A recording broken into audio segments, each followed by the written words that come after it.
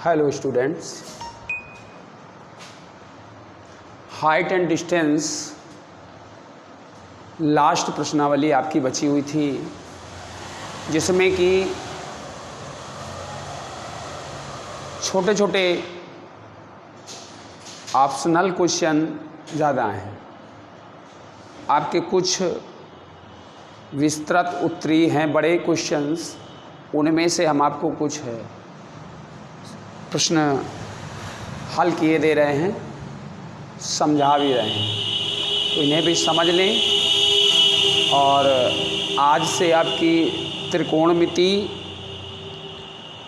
का जो भी सिलेबस है, क्योंकि उसी के साथ जुड़ी हुई हाइट एंड डिस्टेंस भी चलती है आपकी, तो पूरी त्रिकोणमिति समाप्त हो जाएगी। इसे विधिवत मन लगा करके फिर आपने कंप्लीट की होगी, साथ में रिवीजन भी कर लें, क्योंकि गणित है, अगर रिवीजन नहीं करेंगे तो फिर भूल जाएंगे आप इसे।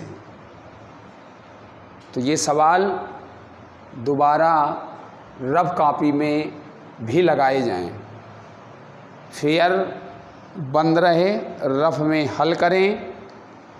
अगर आपका सवाल नहीं हल हो पा रहा, तब उसे देखकर समझें कि कहाँ हमने कमी की है, और ऐसे आपकी तैयारी भी बहुत अच्छे ढंग से होती रहेगी। क्योंकि बोर्ड की परीक्षा है, समय कम मिल पा रहा है और अंक तो लाने ही चाहिए, परसेंटेज खराब ना हो आपका। तो इसलिए मेहनत करते रहें और हम पूरा प्रयास करेंगे कि आपको अच्छे से समझाएं और आप अच्छे से समझकर इन सवालों को सॉल्व करें। तो उसी में से 7वां नंबर हम बताने जा रहे हैं आपको। एक सड़क है जिसकी चौड़ाई 80 मीटर दी गई है और दोनों ओर दो समान लंबाई के, समान ऊंचाई के दो खंभे गड़े हैं, एक इस ओर दूसरा उस ओर। और इस सड़क पर बीच में नहीं बताया गया कि बीचों बीच बिंदु है, सड़क पर कहीं एक बिंदु है, उस बिंदु से एक खंभे का उन्नयन कोण 60 अंश और दूसरे खंभे का उन्नयन कोण 30 अंश बताया गया है। अब आपको इन खंभों की ऊंचाई, एक खंभे की ऊंचाई निकाल लेंगे तो दूसरे खंभे की ऊंचाई वही होगी, क्योंकि प्रश्न हमारा ये कह रहा है कि दोनों खंभों की लंबाइयां समान हैं और उस बिंदु से दोनों खंभों की दूरी ज्ञात करवा रहा है। तो फिगर हमने पहले कंप्लीट किया, फिगर के आधार पर अभी तक जैसे हमने हाइट एंड डिस्टेंस में सवाल लगाए उसी हिसाब से सॉल्व करेंगे। सबसे पहले किसकी क्या लंबाई है, किस बिंदु से किस बिंदु की क्या दूरी है, कोण कितना है, ये नोट कर देते हैं। तो त्रिभुज ABE यहीं तक बन रहा है हमारा। थीटा हमारा 30 अंश है, BE की दूरी 80 माइनस x, AB की दूरी h, ये सभी नोट कर दी गई। फार्मूला tan थीटा, चूँकि लंब बटे आधार से चलना है हमको, तो tan थीटा बराबर AB बटे BE, AB बटे tan 30, थीटा का मान 30 है, बराबर AB है h, BE है 80 माइनस x, tan 30 का मान रख दिया 1/√3 इक्वल टू h अपान 80 माइनस x। कैंची गुणा कराया, 80 minus x equal to h√3 या √3h। x को हमने यहीं रखा तो माइनस का है, 80 उधर चला गया, तो √3h माइनस 80। x का मान धनात्मक करने के लिए माइनस से दोनों पक्षों में भाग दे दिया, या माइनस कॉमन करके फिर माइनस से भाग दे दिया, बात वही होती है। तो x इक्वल टू 80 धनात्मक हो जाएगा, √3h माइनस का हो जाएगा, 80 माइनस √3h। दूसरे त्रिभुज में आते हैं CDE, h और आधार x, कोण 60 अंश। तो tan 60 बराबर h बटे x बनेगा। tan 60 बराबर h बटे x, tan 60 का मान रखा √3/1 इक्वल टू h/x, कैंची गुणा कराया तो √3x इक्वल टू h। ये समीकरण सेकंड तैयार हुआ। अब h का मान समीकरण फर्स्ट में रखने पर देखिए h बराबर ये आ गया है, h का मान समीकरण फर्स्ट में रख दें तो x का मान कन्फर्म हो जाएगा।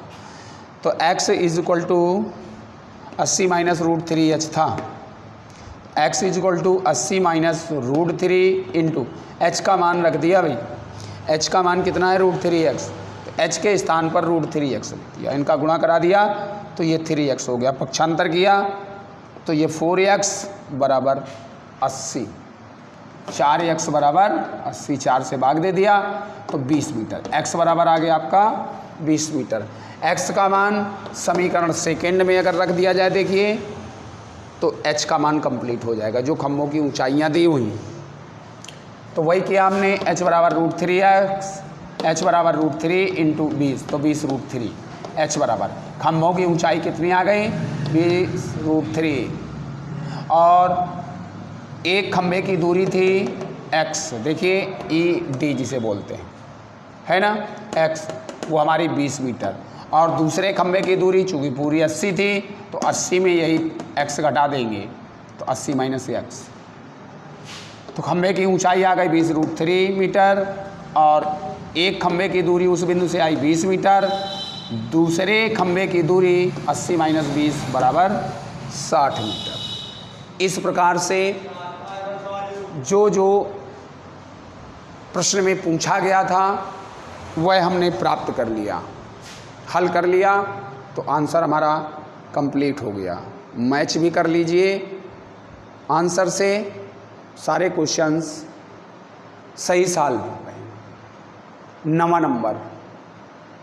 9वां नंबर है एक गुब्बारा जो कि पृथ्वी से 88.2 मीटर की ऊंचाई पर उड़ रहा है,